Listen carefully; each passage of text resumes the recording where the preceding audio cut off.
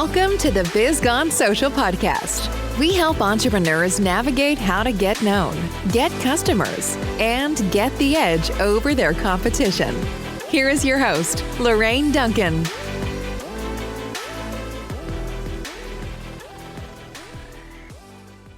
So here we are on the Biz Gone Social podcast. I am so glad to be here. And my promise to you, as always, is I want to give you a little bit of verbal caffeine that's going to energize your business and help you stay social. Because after all, don't you want to be the business that everyone's talking about? I know I do. And I'm so stoked to have a supreme firewalker, Dave Album. Welcome, Dave. Thanks, Lorraine. I like that word you chose, stoked. You know, that is a firewalking term, so good for you. So tell my audience exactly what you do, what is firewalking, and how you got into it. Sure. So I own a company. I'm the CEO of Firewalk Productions. And Firewalk Productions, in a nutshell, creates very powerful corporate team building experiences. We're talking paradigm shift stuff. Whereas it will really cause change in the person and in the culture and the dynamic that goes on within all companies and corporations. And that came from, many years ago, I attended a Tony Robbins seminar. I went to a seminar that he did in 1995. And though I was very reluctant to do the firewalk, I wanted nothing to do with that. I had gone through Tony's program called Personal Power, and he sold that back in the late 80s. And it came on little white things called cassette tapes, and it was called Personal Power, 30 Days to Change Your Life. And so he got me at the right moment. I was watching an infomercial. I had just gotten sober. I had been grossly addicted to alcohol and drugs, and I got sober on June 8th of 1988. And because I had insomnia, I was up late at night all the time. My sleep patterns were all over the place. And so there he was. And to be candid, you know what, Lorraine, I didn't even like him. I thought he was a motivated, pompous. I mean, I wanted nothing to do with the guy, really. But he said a couple things that got me. One of the things he said, well, we'll do more to avoid pain than we will to get you pleasure. Well, that hit me like a ton of bricks, because I had been using drugs and alcohol to balance both of those. I was trying to gain pleasure. I was trying to avoid pain. So that made a lot of sense to me. The other thing he said to me that got me was the driving force in our life. How do we make decisions? He says, those decisions come two ways. We make them out of inspiration or desperation. And I went, oh man, that's brilliant. And so I went, you know what? I think I can learn from this guy. So I bought his program and he sent it to me. I went through it. I did what the man taught me to do, and boom, it worked. Well, years later, a friend of mine who also knew Tony Robbins. Now, this all happened in 1988, 89. Now it's 1995. 1995, I get a call from a buddy and said, hey, did you know Tony Robbins is coming to town? I'm like, no, I had no clue. And he goes, come on, dude, let's go. I know you like this guy. I love this guy. Let's go see him. I'm like, all right, fine, let's go. He goes, great, I'll call you back. Well, he calls me back an hour later. And he says, all right, done. I took care of everything. We pick up the tickets at will call, and here's what they said to do. Drink a lot of water. You need to hydrate during this 4-day event. Very important. Number 2, bring snacks. And the reason for that is that you're going to spend a lot of time in the room. Anybody that's listening to the idea of going to a Tony Robbins seminar and has attended, they know exactly what I'm talking about. You will definitely spend a lot of time in the room. He said, bring a good attitude and be ready to play full out. Okay. So how much was the ticket, Dan? $695. This is in 1995. So what's that worth today, Lorraine? I don't know. Probably about 14,000 now. I'm thinking 7.3 million. I mean, okay. right. I mean, I just knew that it was a lot, right? Buy Bitcoin. So anyway, so I said, okay, well, don't worry, I'm going to play full out. Well, just as he's getting ready to get off the phone, he goes, oh, by the way, I almost left out the most important part. We're going to be doing a firewalk. And my brain went, oh, well, I'm not. Maybe you are, but I'm not. And, And what's funny about that is that I didn't know what Firewalk meant. I have no references for that. None. I've never heard of the term. I don't even know what it means. I mean nothing. All my brain said was no, because fear was making all my decisions for me up until that moment, all of them. And so I was saying no, but I didn't say anything to my buddy. I don't want him to think that I'm going to chicken out or whatever. And I'm like, yeah, sure, Dan, sounds interesting. All right, I'll see you then. Well, the big day comes. Tony takes the stage at 2:00 in the afternoon. The next thing I know, it's after midnight. Bring snacks or you will starve to death. 10 hours in a room with Tony Robbins. 10 hours and nobody left. I mean, he had us just mesmerized. And so all of a sudden he goes, take your shoes off. I'm like, oh no, man. I see where you're going with that, pal. We're not doing that. You're not tricking me. Well, guess what? I'm in a room with 3,500 people. Guess what they're doing? They're taking their shoes off. And I'm thinking, no, people, don't. No, you're falling for it. Don't go towards the light. Geez, get a grip. Well, now I got a dilemma. Do I take my shoes off or not? 3,500 other people did. What am I going to be? The only guy walking out into this big parking lot where they do the Firewalk, and I'm the only guy wearing my shoes? They're going to go, hey, there he is. Look at that guy over there. No, he didn't take his shoes off. So I'm like, chill, just relax, take your shoes off. And then when you get out there, just go hide in the back. No one's going to know, right? Well, I mean, other than yourself, but no one's going to know where you are, is my point. And so when he gets you to go out there, right, he gets everybody to start chanting. So they're all going, yes, yes, 3,500 people walking out there chanting. I'm walking out there going, no, I'm not doing this. I don't care. It gets worse. When you get out into this big parking lot where they do this Firewalk, he's got African drummers. Now you got 3,500 people clapping, chanting, and now the drums. Dun, dun, dun, dun, dun, dun, dun, dun. I mean, Lorraine, it's a dog and pony show unlike anything you've ever experienced. And to set this up, how do you Firewalk 3,500 people? Well, you build a big fire in the beginning of the day, which they did. That fire, it's a pit, 35 feet wide. It's 70 feet long. It's huge. And so they just keep adding wood to it all day long. 10 hours they've been burning this thing. And so they add just cords and cords of wood. Well, at the end of the evening, after midnight, it renders. The coals, next thing you know, you've got this big, giant, beautiful pile of coals. I mean, it's beautiful. It's really a beautiful sight. And so how do they set this up? Well, they take wheelbarrows over to that pit, and they put all the coals in a wheelbarrow. Then they bring a wheelbarrow back in between two lanes of sod, of grass. And that's a fire lane. And it's 3 feet wide, 18 feet long. Then they just take the shovel, a flathead shovel, and they sprinkle those coals on top of that grass, and that's what you walk on. Well, again, I'm not having none of it, so I'm hiding out way in the back. Well, Tony Robbins knows that the Firewalk experience could very well be the most life-changing experience any human will ever go through, ever. And he knows it. He researched it. It's why he brings it in to his events on day one. He wants to create the paradigm shift. Well, he also knows that there's people like me that are going to hide out in the back. So what's he do? He trains people to come find you. So I'm hiding in the back thinking I'm going to get away with it. And here comes this guy out of nowhere. And he locks eyes with me. And I'm pretty sure Tony trained him. Hey, when you lock eyes, don't take your eyes off him. This guy's looking at me, and he's coming at me, and he's coming at me, and he's coming at me. He gets 20 feet from me, and he kind of stops, and he's twisting his head, and he's looking at me kind of funny. And he's like, are you okay? and when we're not okay, what do?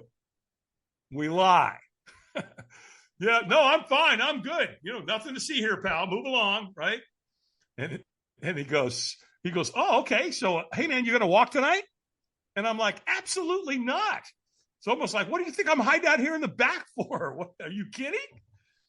And all of a sudden, he kind of, after I said that to him, like, are you going to walk tonight? I'm like, no, of course not. And he's like, hey, man, it's cool. We don't want you to do anything you don't want to do. And I'm like, oh, okay. So, I like this guy. He's going to get me out of here. No. Here's a perfect stranger, Lorraine. Without this one guy, I don't know who this guy is to this day. God, I wish I did. I really do. Because he influenced my life. And now I've been able to firewalk what? 500,000 people? Work with Tony Robbins for almost 20 years? Create a magnificent company? I mean, all these things that happen because one guy, one stranger asked me one question. And the question was, wouldn't you at least like to watch? Yeah. I'm thinking, sure, why not? What have I got to lose, right? Sure, that should be entertaining. Let's go watch these people burn their feet off. And he said, well, listen, hey, man, you can't see anything from way back here. You're going to at least have to just get in line, and eventually you'll get up close to where you're being able to see it. Right? All right. I took the bait. I did. And in his defense, he's being congruent with his word because he was telling the truth. I'm 100 yards away. I can't see anything. I got 3,500 people standing in front of me. I can't see anything. I can hear it. They're clapping. They're chanting. The drums are going. They're already firewalking. They're celebrating, right? When they get to the end, they jump up and down and scream. And I mean, it's really a beautiful thing, actually. And you've never experienced anything like it other than a Tony Robbins seminar. And so I'm in line and I'm kind of walking along, and all of a sudden this guy comes up to me and he whispers in my ear. And he said, he knows when you're ready. When he says go, you go. And pew, this guy just disappeared into the night. So it's, it's already bizarre already. It's like, who was that? What was that about? Right? There's a setup to this, obviously. And then I'm walking along. And again, I got 1,000 people in front of me. I can't see anything, but all of a sudden I get to a point where I can see at an angle. And guess what? They're doing it. They are walking on fire. Every race, every creed, every color, they're doing it. And my brain is going, you have got to be kidding me. What's wrong with them? We're mammals. We're taught to run from fire, and they're walking on it. Metaphorically, what's happening here? And now I'm mesmerized. I can't take my eyes off of it. It's like a car accident, right? You don't want to look, but you can't stop staring at it. And that's what I'm doing. I'm staring, and all of a sudden I'm walking along, and boom. Next thing I know, guess where I am? I'm at the front of the line. She cringes, right? Yeah, I'm at the front of the line. And now I'm looking down, and I can see that fire lane, right? 3 feet wide, 15, 18 feet long. The coals are on there. They're glowing bright red.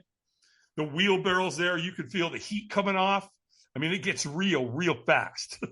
And my heart is beating so fast, it's going to jump out of my chest any moment.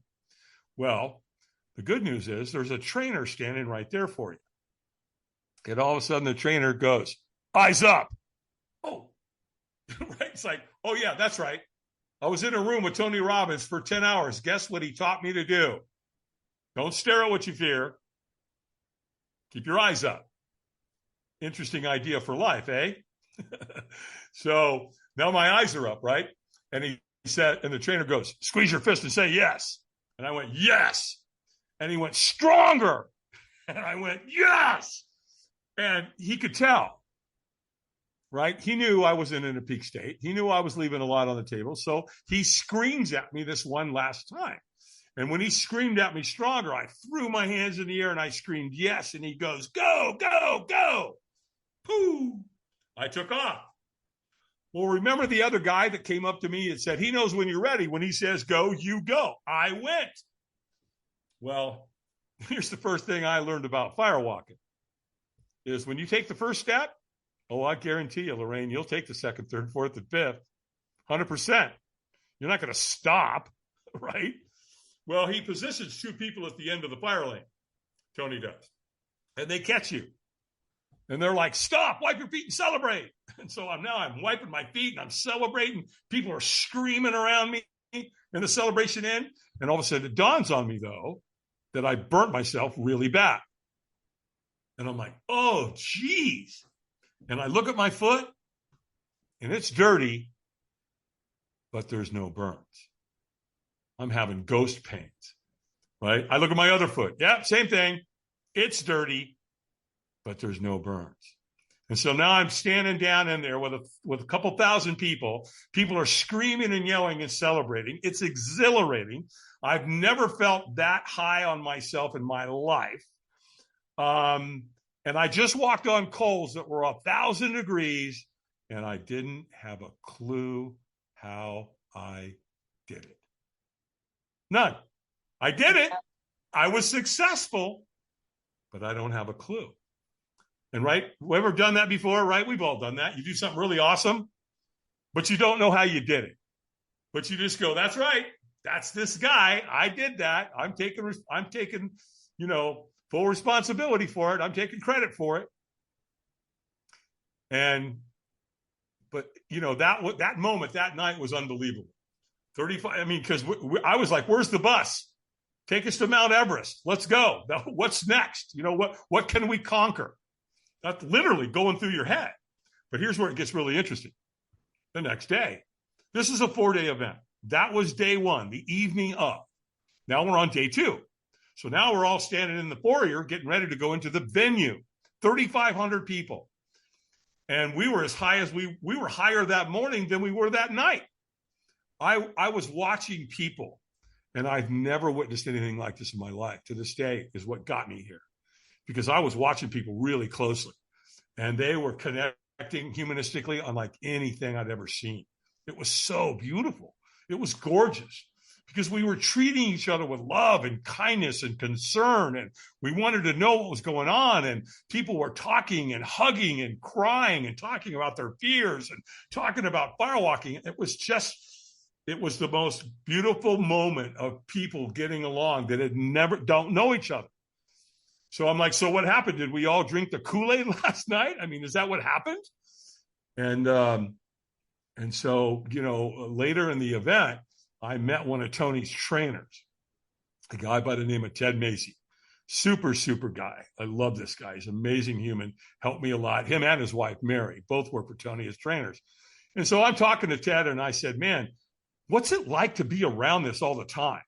To be in this environment where you're exposed to this level of energy and positivity and encouragement and motivation. He goes, oh my gosh, I get to do this 8-10 times a year. I go, man, that must be awesome.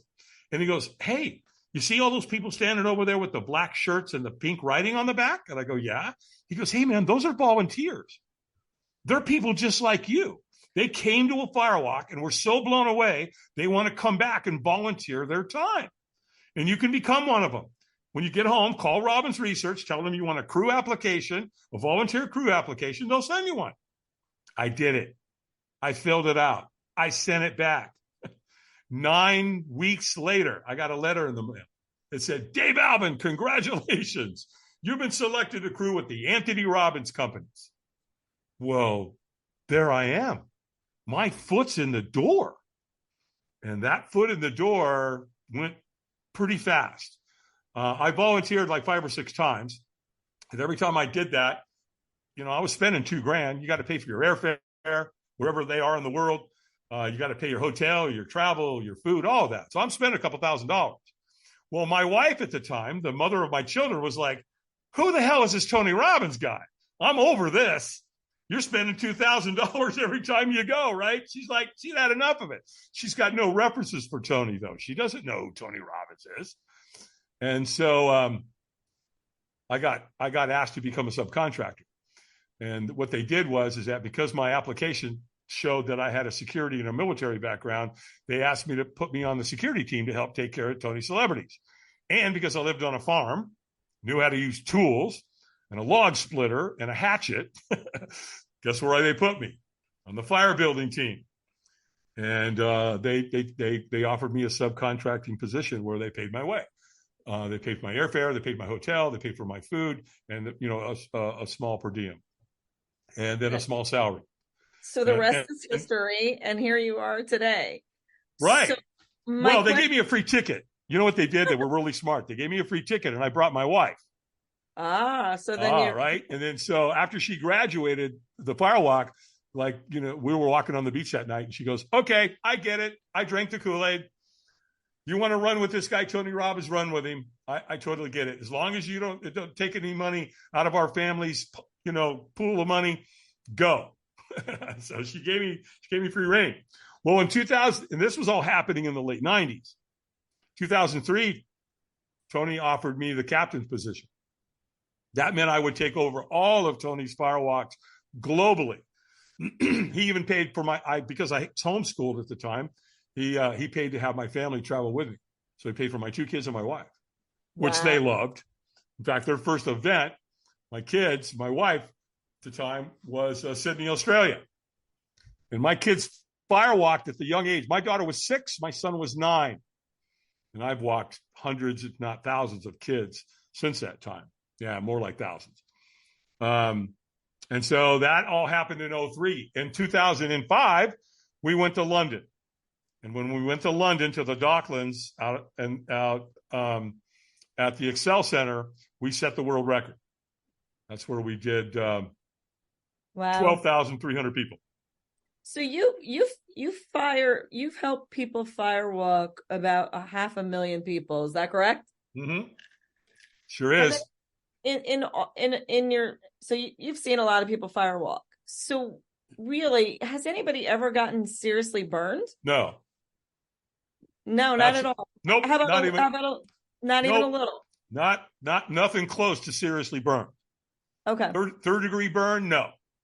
Can you get a blister? The coals are 1,000 degrees. Yep. Can you get a blister on your foot? Yes. Yeah, you sure can. Can you go to the beach when it's hot and walk on the sand and blister your feet? Yeah, you sure can. You ever walk across asphalt and burn your feet? Yeah. Right? Ever take your kids to the beach or to a lake or to the pool and get them sunburned? Yeah. Did you ever go back and do it again? Yeah, we all do. Well, I got news for you. That's 100 times. Getting your kids sunburned is 100 times more dangerous than any firewalk you'll ever do with me. That's for sure. So what's the key? Is the key just keep on going? Do you have to do it fast? I mean, you have to, or does the adrenaline just take you right through it? Well, obviously you have a lot of chemicals being released in your body. Adrenaline is one of them. And adrenaline's there to help do what? Protect you. Give you superhuman strength. Does that influence, your feet in some way where there's energy involved? Could be. Lorraine, people ask me all the time, how can you walk on coals at 1,000 degrees and not get burned? You know what my answer is? I don't have a clue. I don't. I could probably go make up some scientific hypothesis, a bunch of nonsense. Ain't going to happen. I don't know.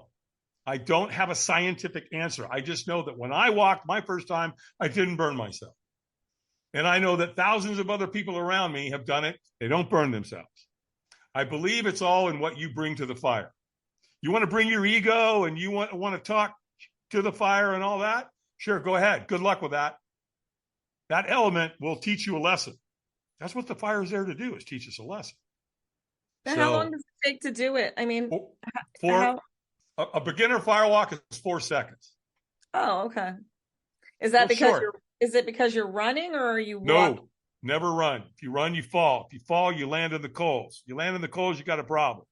Okay. No, I want you to walk normal.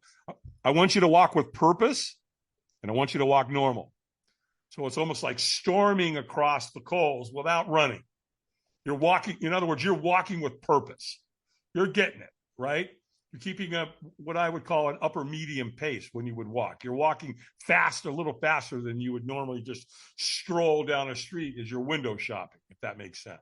What if you're a slow walker? It's slow. And it's okay. Seriously, don't get burned. What if you don't? That's correct. It's so hard. What if you don't have any feet? What happens then? I don't know. I say that because we had a young man in Tampa. Young collegiate athlete, kid in high school, got hit by a drunk driver, lost both legs. Very suicidal. Ended up at a Tony Robbins seminar. Ended up at the Firewalk. Next thing I know, he's out there.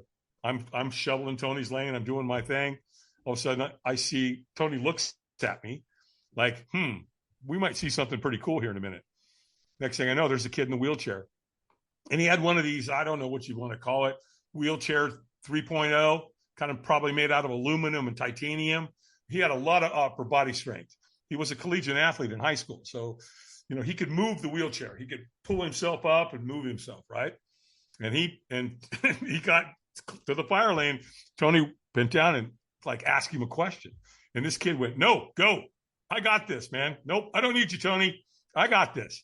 He maneuvered that wheelchair in front of that fire lane, moved his torso, flipped himself forward, landed on his hands, and boom, across the fire he went on his hands. It was a really magical moment in my career. The distinction Tony and I looked at each other. And we had tears in our eyes. It was that magical. Wow. And he came out. He did okay. Oh, yeah. He didn't get burned at all. Wow. What I don't know is where that young man is today. But I can tell you this: that influenced his life. I'm sure it did. Wow, that's amazing. So you get that. You're a part of a bigger thing. It's changing people's lives and helping out with that and assisting with that and coaching that. You also have been hired by Google and NASA. So you actually are the #1 Firewalk instructor in America.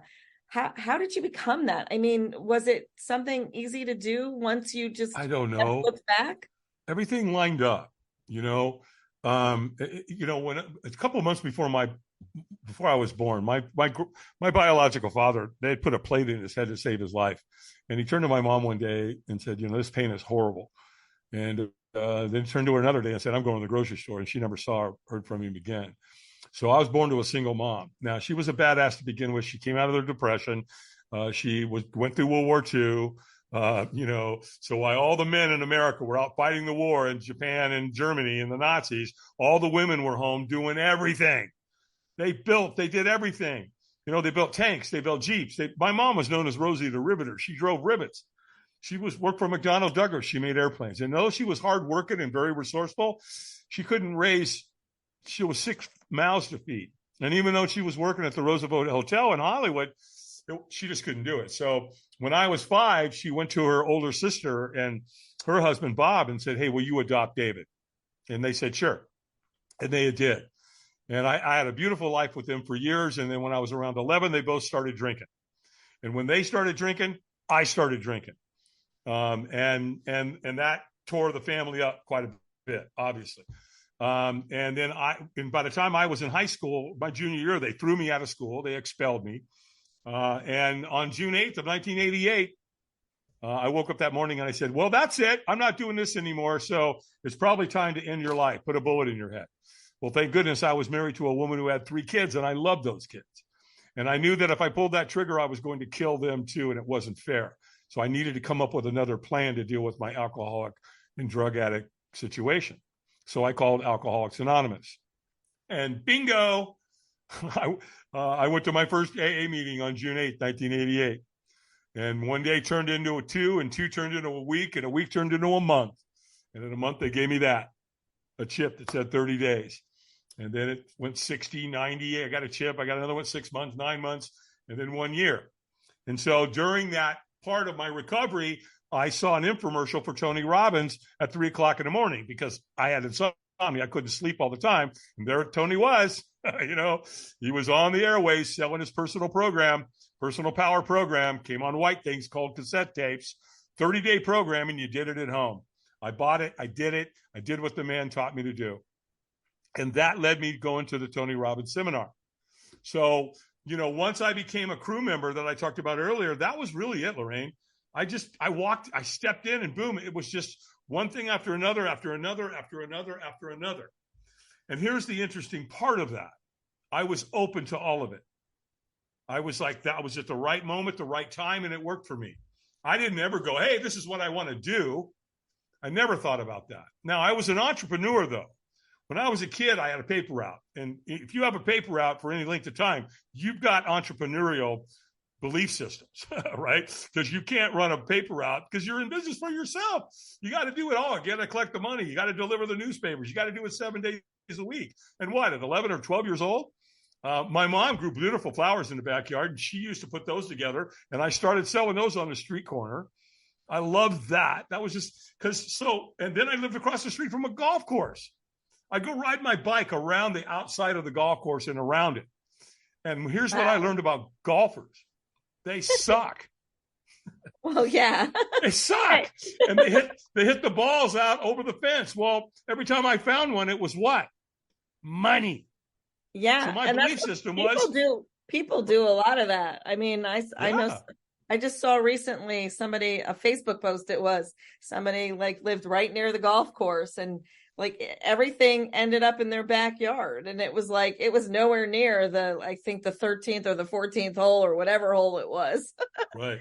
Here's a question for you. You know, you have this beautiful business, Firewalk Adventures. You do some team trainings, and you know, this is where that one decision wound you up. What do you love the most about having your own business?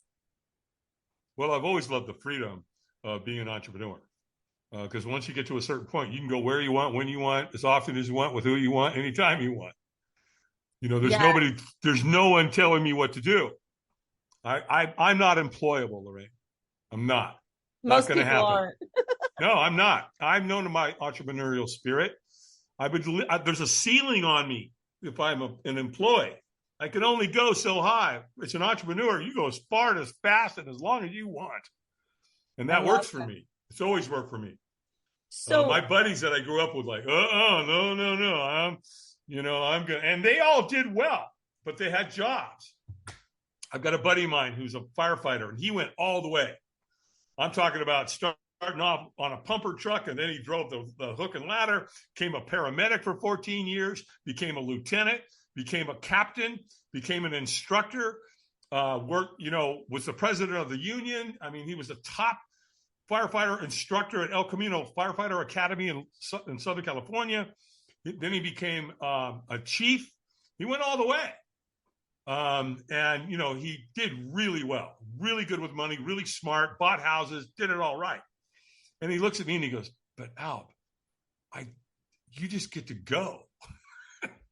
You know, you go to Australia, you go to Paris, you go to London, you go to Kuala Lumpur, you go to Singapore, you know, you go all over the world. And so there was, I don't know if it's jealousy. I don't think it's really jealousy, but he would have liked to have done that. And I'm looking at him going, Carl, yeah, but how many people's lives did you save? And you committed yourself, right? There, firefighters, when the fire's going on, you guys are running in while everybody else is running out. The amount of courage it takes to do that, right? The paramedic, to go on car accident after car accident after car accident and try to save people's lives. Oh my God. I have such respect for him and all the first responders. So, you know, if you're an entrepreneur, you know it. Now you just have to go work it and define it and get it. Because here's the magic formula, which is a total success formula. You can achieve at a high level. I met lots of people made lots of money. But how balanced is it with fulfillment? If achievement's up here, way up here, and fulfillment's way down here, you failed. Just because you made a lot of money, but your kids are on drugs, how do you balance that? Tony Robbins says it this way. Achievement without fulfillment is failure. I agree. And that's something that entrepreneurs have to be very, very careful with. Because I work with the EO organization. I've done multiple events for the entrepreneurs organization around the world. And one of the first things I say to an entrepreneur is that, man, you are not going to get to the end of your life and say to yourself, wow, I wish I'd have spent more time making money and less time with my family. It's not going to happen. So pay really close attention to that part of your life, especially if you're an entrepreneur. I love that. One piece of advice, universal advice that you can give to maybe someone, a business owner that's starting out, or a seasoned business owner, or someone who's thinking of owning their business, that could be universal. One single piece of advice. The key to not failing is don't quit. Period. You're going to want to. You're going to say this and want to go. Don't do it. Don't quit. It's the only way you can fail. So if you quit. Yeah. Well, this has been really, really fun. I love your story. Thank you. I love everything about your story. And I wish you the best of luck. And thank you. If someone out there needs to get in touch with you or is interested in hiring your company for their corporation, what would be the best way of getting in touch with you? Yeah, just the easiest, quickest way is just go to our website. It's firewalkadventures.com. That's all one word. Firewalkadventures is one word.com. Everything's there. I offer a lot of different things. I've had celebrities and successful business people come do private firewalks at my cabin up here in the mountains. So that's available. Corporations and companies and entrepreneurs can hire us, and we'll come in and fix their problems, fix their dissension, get their people back online. I have an academy. It's called the Dave Albin Firewalk Academy, and that's where people come to me and I train them. I train them on all these experiences that I've learned and practiced over the last 3 decades. In fact, that starts a week from today. I've got several people coming up here to the mountains to attend to the academy. We've been sold out for a while. The next academy is October 2024. So that's on the website, and I'm very accessible. Lorraine, people want to talk to me. They want to talk about what you talked about. Somebody really get hurt. That's a big factor. So they want to know what we're going to do, how we're going to do it, and how are we really going to create lasting change and level up their people and their culture and their self-worth. I love it. Well, thank you again for being such a great guest. And until next week, everyone, I will see you soon. This is Lorraine Duncan from the Biz Gone Social Podcast. Bye now. Thanks for listening to the Biz Gone Social Podcast. Find us on Instagram at BizGoneSocial for extra tips. Check back weekly for new episodes. Until next time, stay social.